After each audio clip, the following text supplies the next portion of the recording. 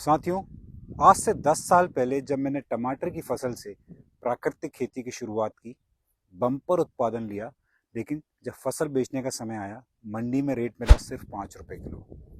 जी हाँ, सिर्फ 5 रुपए किलो। और वही टमाटर शहर में बिक रहा था 40 से 50 रुपए किलो। तो समस्या कहाँ थी? फसल में? बिल्कुल नहीं, समस्या थी फसल बेचने की स्ट्रेटेजी में।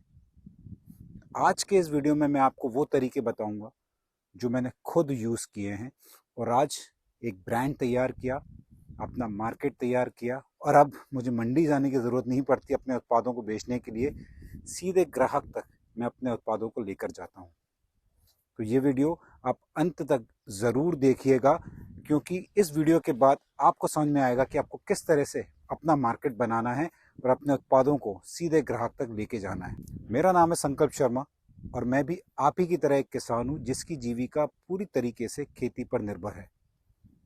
हमेशा से यही बताया गया था कि खाद बीज डालिए, पानी दीजिए, कटाई करिए और मंडी में ले जाकर फसल बेच दीजिए। लेकिन जो असली गेम है वो है फसल को सही दाम पर बेचना और अपने ग्राहक तक सीधे लेके जाना। आप मुझे कमेंट्स में बताइए, क्या आप भी मंडी में फसल बेचने पर मजबूर हैं? क्या आपको भी अपनी फसलों का सही दाम नहीं मिल रहा? और क्या आप भी अपनी फसल का एक मार्केट तैयार नहीं कर पा रहे हैं? अगर हाँ, तो ये वीडियो आपके लिए है, क्योंकि मैं आज बताऊंगा वो 3 चीज़ें कि कैसे ग्राहक को खुद अपने पास लेकर आए, कैसे सोशल मीडिया को अपनी ताकत बनाएं, और कैसे अपने प्रोडक्ट को एक ब्रांड बनाएं। पहला स्टेप, अपने कस्टमर्स को पहचानिए कि आपके कस्टमर्स कौन हैं। अगर आप सब्जियों की खेती कर रहे हैं तो आपके कस्टमर्स हो सकते हैं ऐसे प्रीमियम सोसाइटी में रहने वाले लोग, जहां आप एक सब्सक्रिप्शन मॉडल पे अपनी सब्जियों को सीधे ग्राहक तक लेके जा सकते हैं। अगर मैं खुद की बात करूं तो मेरा जो मुख्य उत्पाद है शरबती गेहूं और खपली गेहूं, तो मेरे जो ग्राहक हैं वो 2 तरीके के हैं। एक जो अपने खाने के लिए, होम कंजम्पशन के लिए मेरे से गेहूं लेते हैं, और एक किसान हैं जो बीज के लिए मुझसे गेहूं लेते हैं या बाकी अन्य बीज मुझसे लेते हैं। तो ये बहुत ज़रूरी है कि आप जब भी अपनी उत्पादों को अपनी मार्केट तक लेके जाएं तो ये जानें कि कौन से ग्राहक हैं जो आपसे आपके उत्पाद लेंगे। अपनी स्टोरी अपने ग्राहक को बताइए, क्योंकि आज के समय में ग्राहक सिर्फ प्रोडक्ट नहीं, एक स्टोरी भी लेता है।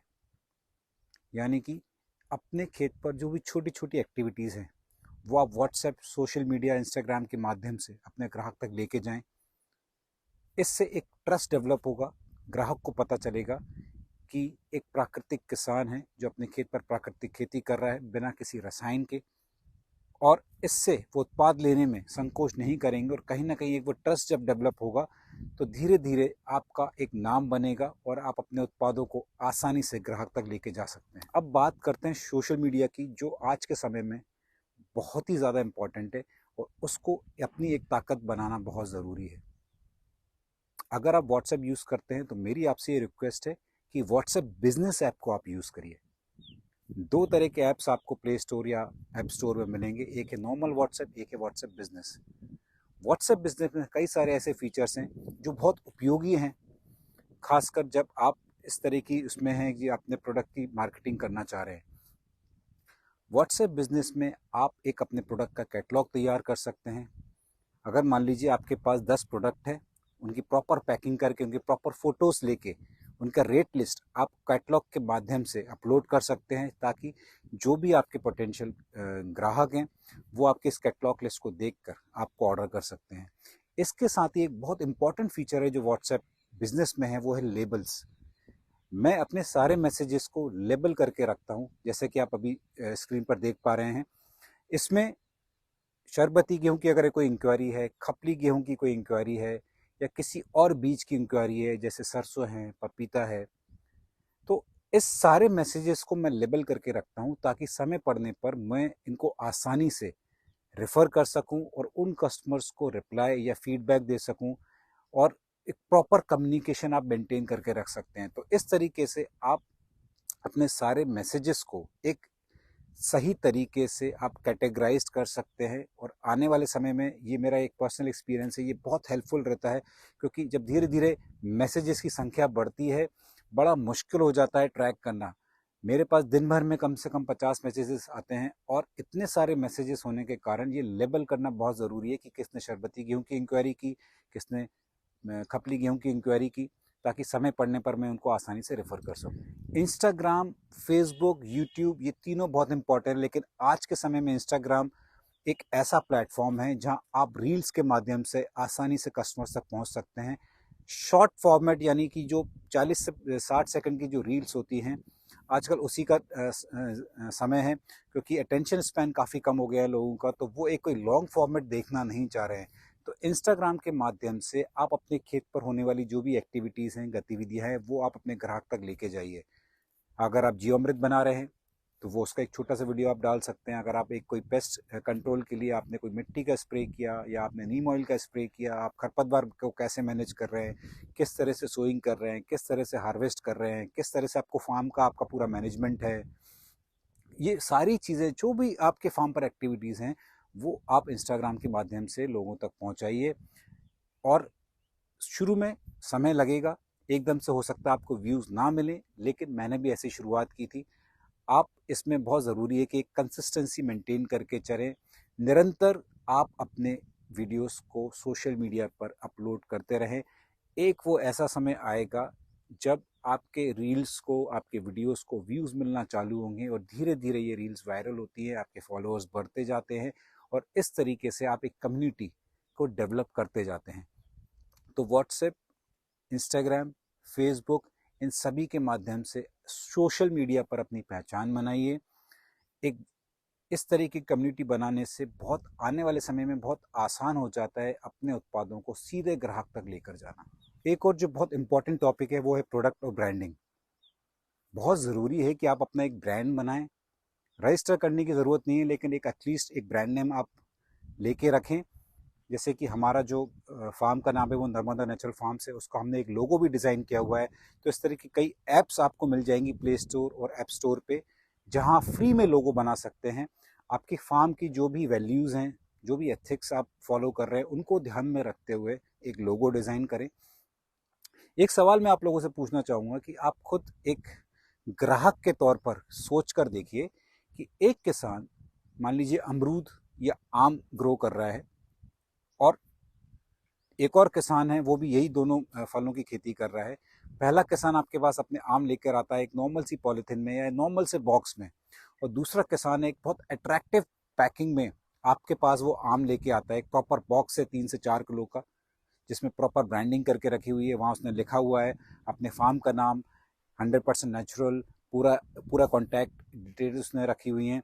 तो आप खुद सोचिए, आप पहले वाले किसान से आम लेना पसंद करेंगे या दूसरे वाले किसान से?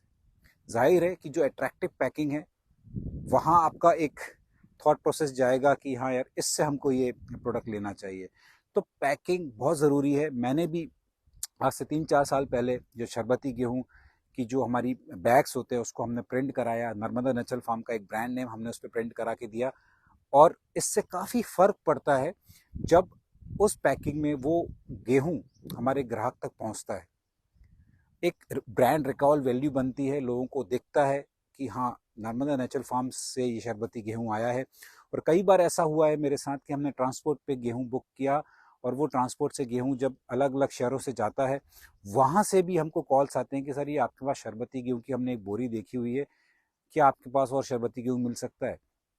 तो ये ब्रांड बनाना बहुत ज़रूरी है। पैकेजिंग आप करिए। अगर आप हल्दी की खेती कर रहे हैं, अगर आप हल्दी पाउडर बना रहे हैं, तो उसकी एक अट्रैक्टिव पैकिंग आप कर सकते हैं। कुल मिला के जो भी उत्पाद आप अपने खेत पर ग्रो कर रहे हैं, अगर आप प्रोसेस करके भी बेच रहे हैं, तो एक प्रॉपर अट्रैक्टिव ब्रांड पैकिंग में ही आप उसको अपने ग्राहक तक लेके जाएं। इससे आपके प्रोडक्ट की जो वैल्यू है वो 10 गुना बढ़ जाएगी। और एक और जो आखिरी में एक बात आपसे बोलना चाहूँगा कि ट्रस्ट बनाना बहुत ज़रूरी है। एक प्रॉपर कम्युनिकेशन रखें अपने ग्राहक के साथ।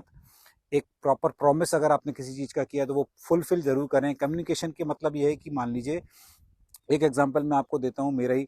हम अप्रैल के महीने में हम शरबती गेहूँ की बुकिंग लेते हैं, और पूरे मई के महीने में हम डिस्पैच करते हैं। यानी कि अप्रैल में हमारे पास पेमेंट्स आता है 1 अप्रैल से मान लीजिए 30 अप्रैल तक।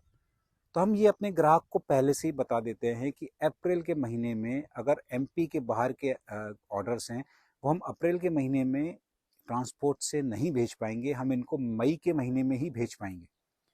तो ये कम्युनिकेशन हम पहले दिन से अपने ग्राहक को देते हैं ताकि आखिरी में कन्फ्यूजन ना रहे, आखिरी में कोई भी इस तरह का एक डाउट कस्टमर के मन में ना रहे कि हमने तो अप्रैल में पेमेंट कर दिया, 10 दिन हो गए, 15 दिन हो गए, लेकिन अभी तक हमारा जो प्रोडक्ट है, जो गेहूं है, वो हमारे पास नहीं आया। तो आप अगर कोई भी प्रोडक्ट अपने कस्टमर्स तक लेके जा रहे हैं, उस प्रोडक्ट के बारे में प्रॉपर कम्युनिकेशन रखें कि किस तरह से आपने इसको ग्रो किया है, इसके क्या न्यूट्रिशंस वैल्यूज़ हैं, ठीक है।